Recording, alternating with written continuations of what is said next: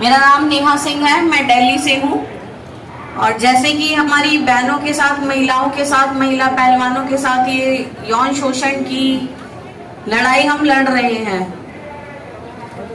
तो हमारे देश में आप देख लीजिए कि क्या चल रहा है, कि किस लेवल तक ये चीजें चल रही हैं। व्यभिचार बोलते हैं ना, एडल्ट्री, एक्सप्लॉयटेशन, शोषण हर क्षेत्र में होता है। देखिए, शोषण हम बोलते हैं ना कि यहाँ नहीं है, वहां नहीं है, हर क्षेत्र में शोषण है, भ्रष्टाचार है, अन्याय है, अत्याचार है।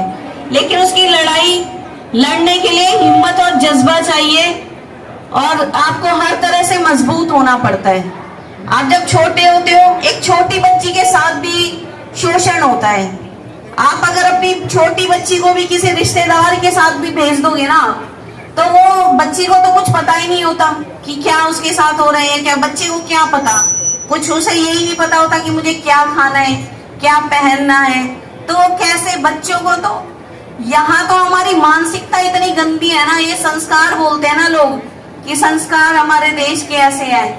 तो संस्कार क्या है, हमारे देश की संस्कृति में ही बलात्कारियों की संस्कृति है क्या? आप देखिए, हमारे धर्म ग्रंथों में कहीं लिखा है क्या कि महिलाओं का शोषण करो या बलात्कार करो या व्यभिचार करो? वो तो फिर अधर्म माना जाता है।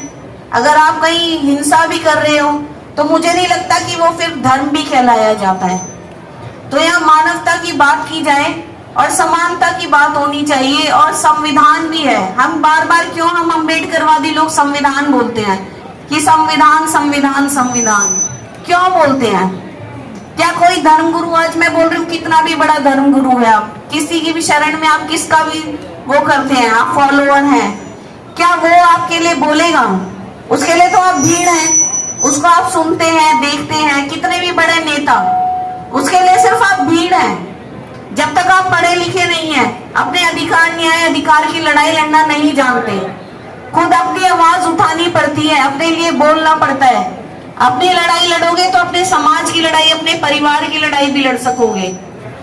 हम भी है, आज हम भी सीख रहे हैं। मैं ये नहीं बोल रही मैं बहुत पढ़ लिख ली, क्योंकि ये तो जीवन पर्यंत हम किसी भी जानवर से भी हम बहुत कुछ सीख लेते हैं। एकजुटता, चींटियों को देखा है आपने कैसे अपना भोजन लेके जाती हैं? वो एक एक आटे का कण देखा है ना, कितना छोटा पार्टिकल होता है आटे का, कैसे वो लेके जाती हैं अपने लिए, दीवारों पे चढ़ के लाइन बना के। बाबा साहब ने कहा था शिक्षित बनो, संगठित बनो और संघर्ष करो। तो हम शिक्षित भी नहीं है अभी। मैं ये नहीं बोलूंगी कि हमारा लिटरेसी रेट कितना है, क्या है, आप सब जानते हैं, सब पढ़े लिखे जागरूक तो है ही।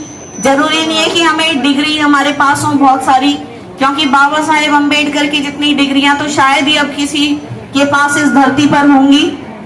लेकिन ज्ञान, जागरूकता इतना रखिए कि हम लड़ सके और संगठित रह सके, और न्याय अन्याय के लिए और अत्याचार के विरोध में किसी भेदभाव को ना मानते हुए हमें एक दूसरे के साथ आना चाहिए। क्योंकि तथागत बौद्ध ने भी कहा था कि मानव मानव एक समान, है ना। रविदास जी ने, संत रविदास जी ने कहा था मानव मानव एक समान। तो ये सब धरती पर ही आकर बना है।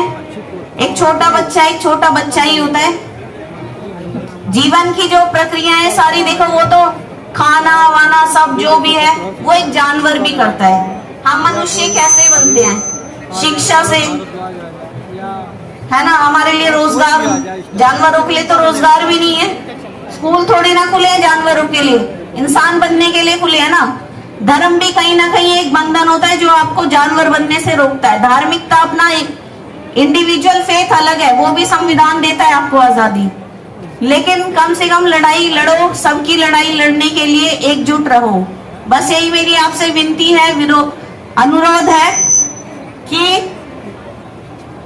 एक साथ रहिए, एकजुट रहिए, और इन हमारी महिला पहलवानों के समर्थन में आइए और लोगों को लाइए और इस लड़ाई को जीतिए, क्योंकि ये हमारी बहनों की लड़ाई है। और इस देश में ये एक उदाहरण बनना चाहिए कि जब जब महिलाओं ने आवाज उठाई है तब तब परिवर्तन आया, क्रांति आई है और देश बदल गया है। बदलाव लाना जरूरी है, यही प्रकृति का नियम है। धन्यवाद। जय भीम, जय भारत।